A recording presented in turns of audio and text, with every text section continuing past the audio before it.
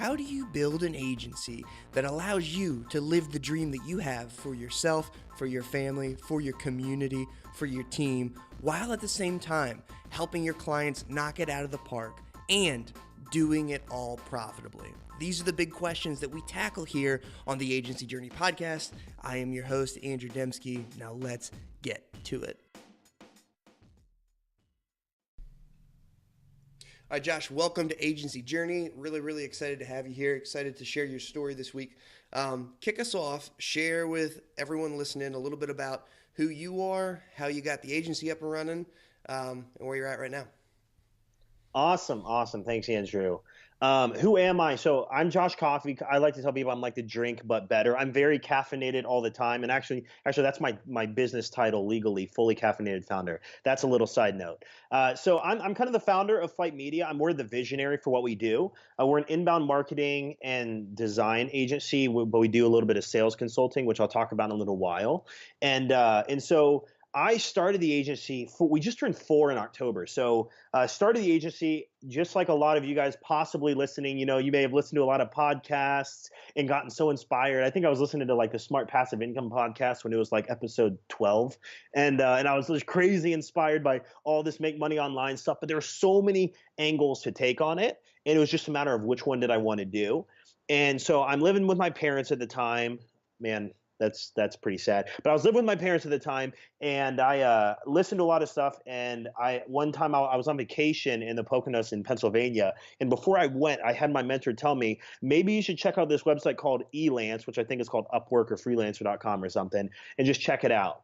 And so on vacation, I made $1,000 in the week I was on vacation, just doing random crap for all kinds of different people.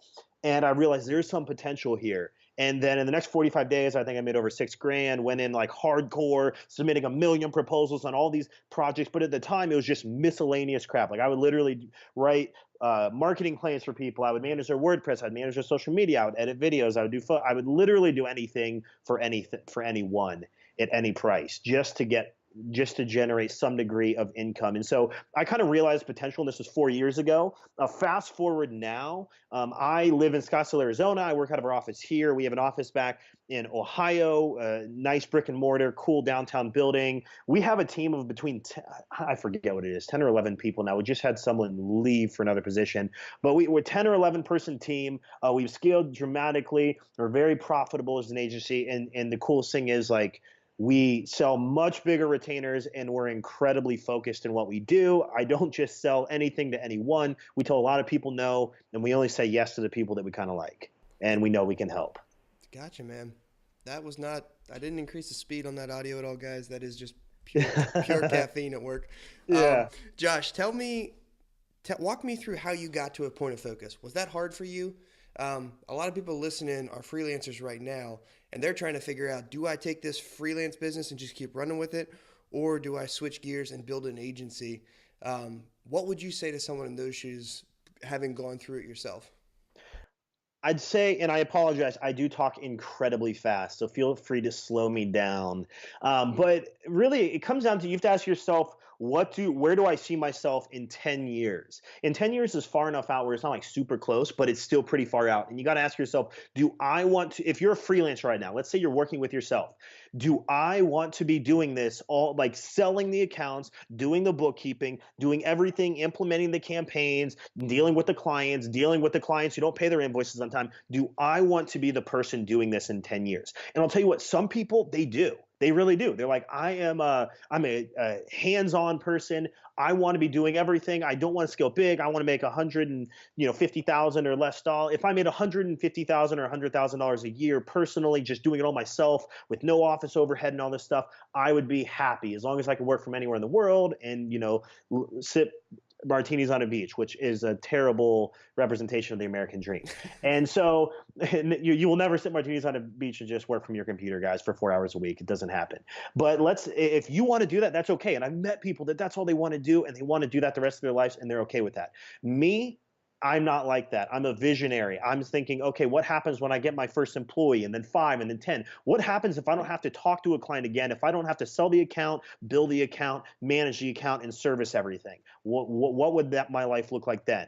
And fast forward 4 years, and that's what my life's been like for a year already. I actually don't sell it. I don't do the sales. I don't do the billing. I don't do the management of it and the servicing of it. I'm just the visionary developing our team and where we want to go. And so you got to ask yourself, where do I want to be in 10 years or 5 years from now? Do I want to be doing this, or do I want more? And if you want more, then you're going to have to realize you're going to have to endure a lot more, and you're going to have more of a roller coaster ride. But in the end, it's really, really worth it, and it's much more profitable. It's just a lot more challenging, but you have to focus.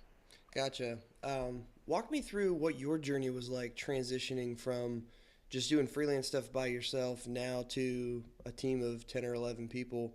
What, as you look back on that now, and I mean, you guys have hit this pretty quickly, but what were some of those low points where you learned lessons that changed things moving forward?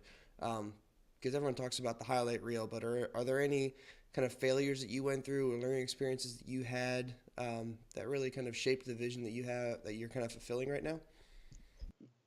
Yeah, a couple, a lot. And in fact, like, so for us, when I was a freelancer, and I guess, what is technically a freelancer and entrepreneur? I guess a freelancer is an entrepreneur, right?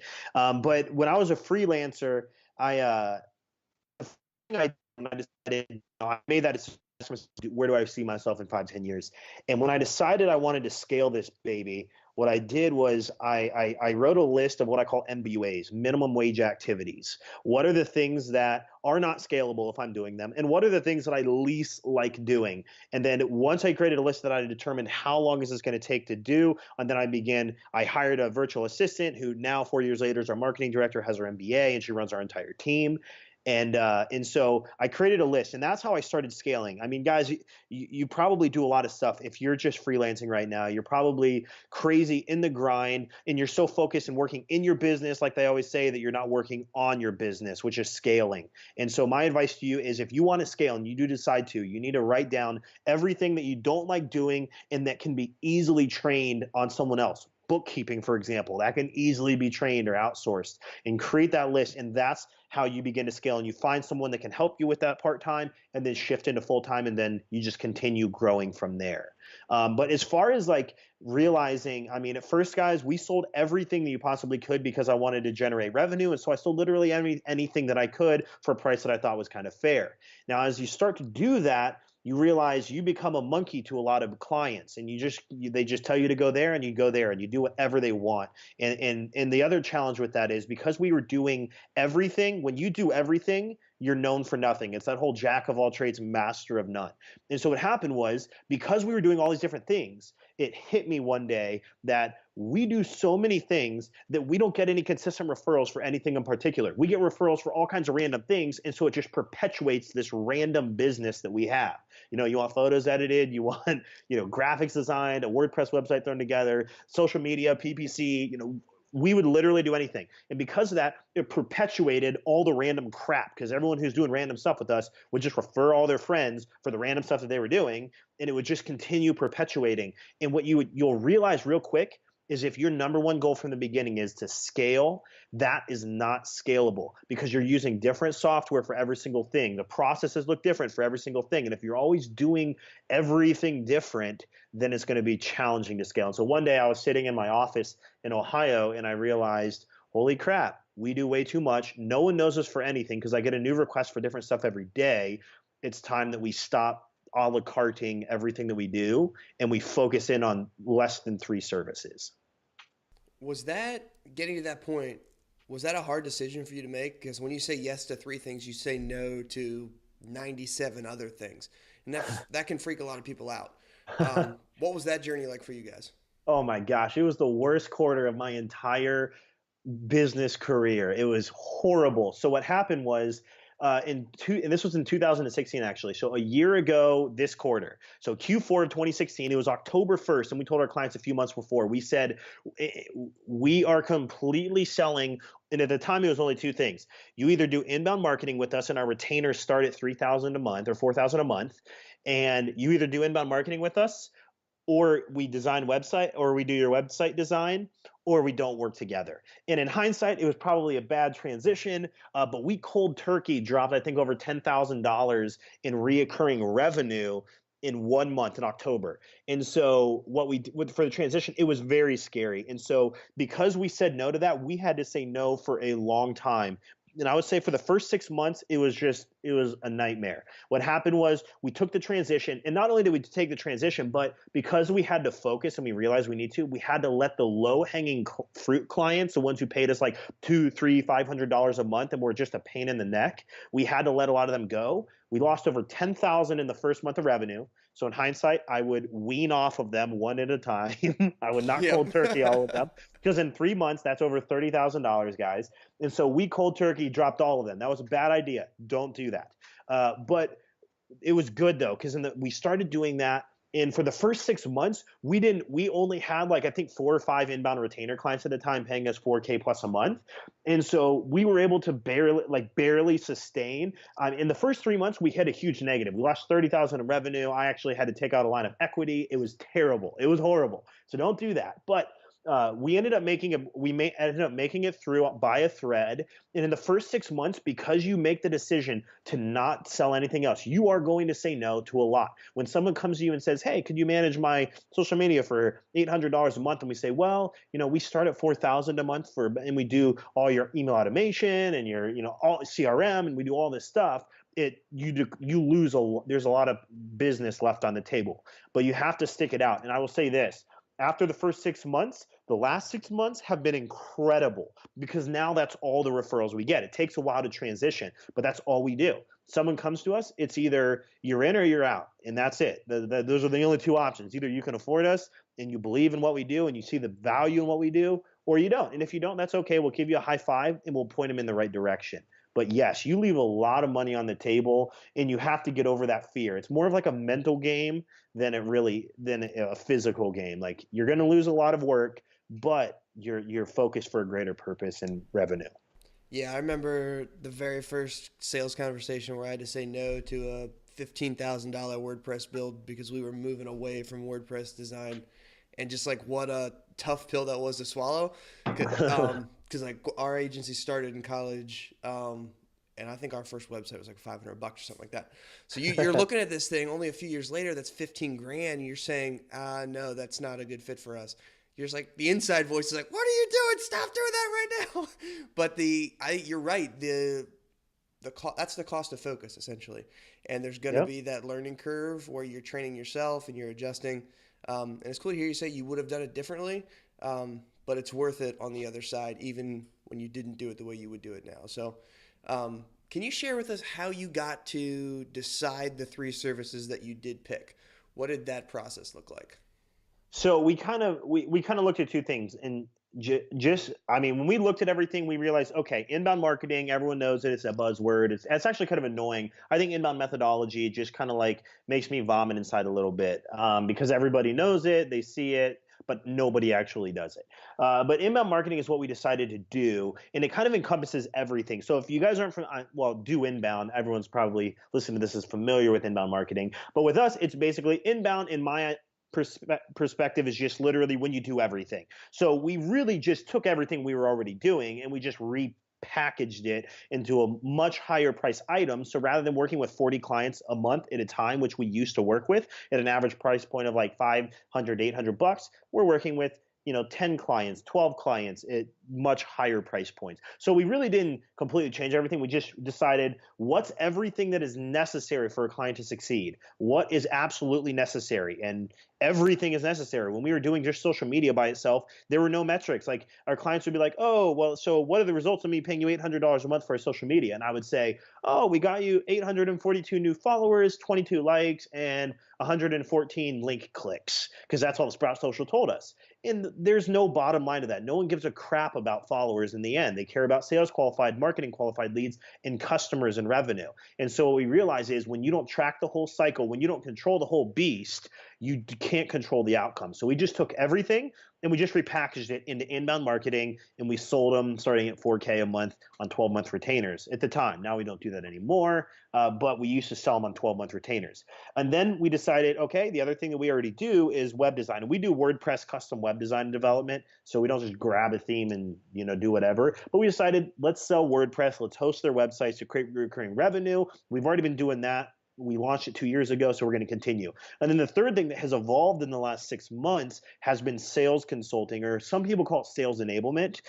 I don't, because I think that that's also a grody word. I think it's just a buzzword that everybody uses, like sales enablement, like enable me to make more sales. Like, no, you're getting consulted on how to operate as a sales team. So we've started transitioning to those are the three things we do. The first one is just a repackaging. The second one we were already doing, and the third was an evolution of what all our clients dreadfully needed, and that was they needed a good sales process, and they needed integration of everything and training for their salespeople. Gotcha. So it's kind of necessity brings you to where you are today. Yeah, exactly. Um, awesome. So talk to me about how when you made your switch here, how you kept the doors open. I heard you mention that you get a lot of referrals. Are referrals driving a large part of your growth? Is it agency marketing? How are you guys generating and processing leads right now? I would say, I mean, there are really three ways, guys, that you're going to grow. And two of them are kind of out of they're in your control, but they're also out of your control. There's three ways in my eyes how you're going to generate new business, especially ones that are going to pay you what you deserve to be paid, and they're not going to complain about it. And the higher quality clients. And so there are three ways we generate leads. First, we do have inbound leads. I think we get, I don't know, 250 to 300 inbound leads per month. Our website. Now, granted, you guys that don't do your own content creation and don't manage your social media and you're not heavily active on all your stuff, that's the first step. The first thing is to practice what you preach. Way too many agencies preach and they don't walk the talk. It's super it's kind of a pet peeve of mine when I talk to an agency and they're like, oh yeah, we're an inbound agency, we do paid ads, we do email automation, CRM, blah blah blah, inbound blogging, content, social media. And they say all these things, and then I go on and look at their social media and they have like 112 followers and they haven't posted in 17 days. And then I go look at their blog and they blogged a month and a half ago, one time that entire month. And then I never see their ads and I say, well, what advertising do you do? Well, we don't do a whole lot right now. It's mainly referral. Well, you're not practicing what you preach. So that's the first step in my eyes, guys. The first thing, if you want to get serious and treat this like a business in scale, is you have to practice what you preach. We get over 10,000 a month visitors a month from Mother Google to our blog every single month because of efforts 4 years ago that we still do every single week. We blog 2 to 3 times a week, and we've been doing that every single week for 4 years. And so it's been growing. Well, 3 times, it's all been really consistent in the last 2 years, but we started it 4 years ago. So you got to practice what you preach. We have a huge social media following, email automation. We run paid ads. We do all of that. That's the first thing. And from doing that, you're going to generate inbound leads. And then as you convert customers, word of mouth is huge for us, and that'll grow over time. It's not as much in your control, but that's where a lot of our business comes. But outside of inbound is probably, I would say, inbound leads are probably 40% of our business. Referral is like 40% of our business. And then I would say the other 20% is what are called target accounts. And these are simply clients that fit your vertical or your niche that you work really, really well in, and you just go after them. We have what are called sales cadences for our sales team. And what we do is we leverage LinkedIn to connect with people that fit our verticals. And then we go straight after these people with everything that we have because we know that we can help them. And that is also a way to generate a good chunk of income as well, or a good chunk of new business. What verticals are you guys focusing on? So this is the question that, a lot of agencies struggle with that I know, including ourselves. And focusing on like one or two verticals only is challenging because there are a lot of businesses that come to you that you can help. I would say that out of all of our business, we work very well with keynote speakers and authors because we're incredibly good with product launches, book launches, in getting speaking engagements of $5,000 a speech or more. So it's a really interesting vertical. We do a lot with keynote speakers and authors. The other vertical is insurance. We do a lot in the healthcare and insurance brokerage field and just regular insurance stuff and long-term care and a lot of stuff like that. So we have a lot of clients in the insurance field, and then a lot of keynote speakers and best-selling authors. And so those are like the two prime, I would say. But we do work with clients in a lot of other verticals, but we're starting now to tailor all of our content and our offers and everything we're doing in our webinars to those two verticals because we know what they need. We have case studies and we know how to speak their language. Nice. I like that focus. Would you be willing to walk us through like what what does your funnel look like? Like from paid traffic through webinars, through bringing the client on, what are those main phases that you like to bring people through? So webinars are definitely one. I would say I'm not going to dive into webinars because I think everybody's heard, there's always a webinar funnels, evergreen webinars, things like that. We do webinars, but I would say the greatest source for us, honestly, are just ebooks and guides. Like the ebooks, the guides, the templates, the things like that work like gold for us. We generate, I mean, we have a lot of ebooks out there.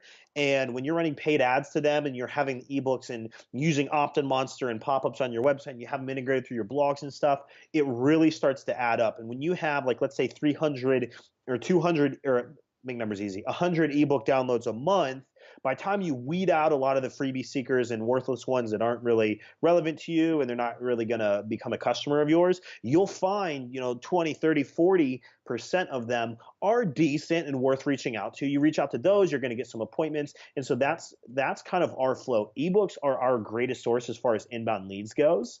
And so what we do is someone downloads an inbound lead, they download an ebook, they become a lead, they get enrolled in our CRM. And so if you don't have a CRM, highly recommend you get one. We use HubSpot for marketing and for the CRM. So they get uploaded into our HubSpot CRM. It's just right into our pipeline as someone to talk to. And as soon as the lead comes in, we have an automated sequence that our sales guys will send out to them. And the whole goal is to get them on a call for a free assessment. Once we get people into a free assessment, I mean, the rest is history. We close, I'd say, easily 40 to 50% of anyone who actually gets on a free assessment with us. It's really, really high because we have the scripts down to a T. And so our entire purpose is to push everyone, no matter what they're doing, into a free assessment. Whether they come through a webinar, we offer a free assessment at the end of the webinar. Whether it's through the ebooks, free assessment, someone fills out a form, we try to give them a free assessment, whatever that is. Free assessment. So you want to make sure that all your efforts lead toward the same thing. So the messaging is the exact same and you don't get confused about what the next step is. Once you get them as a lead, next step is always a free assessment. And then where are you taking them from the assessment? Is that kind of picking one of those three buckets? Or do you have any like discovery projects or anything that you're pointing them through to start working with them? Yes.